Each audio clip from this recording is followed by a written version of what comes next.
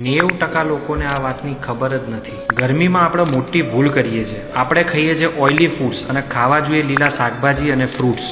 ચલો પહેલાં જાણીએ કે ગરમીમાં કયા શાકભાજી ખાવા જોઈએ અને તેને ખાવાથી શરીરને શું ફાયદા થાય છે.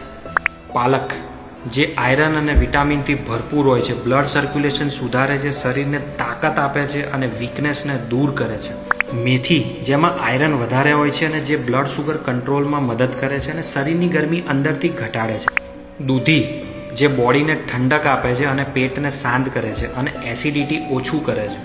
બ્રોકોલી, જે એન્ટીઓક્સિડન્ટથી ભરપૂર છે, જે ઇમ્યુનિટી વધારવામાં મદદ કરે છે અને શરીરને ઘણી બીમારીઓથી બચાવે છે.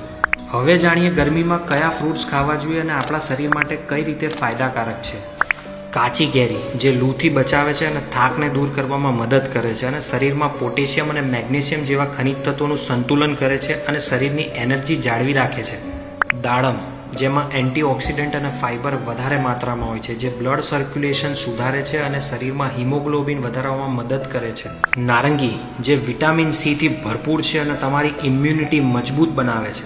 તરબૂચ, જેમાં વિટામિન એ, સી, B6 અને પોટેશિયમ અને મેગ્નેશિયમ હોય છે અને 90-92% તેમાં પાણી હોય છે, જે શરીરને હાઇડ્રેટ રાખવામાં મદદ કરે છે અને ક્વિક એનર્જી આપે છે.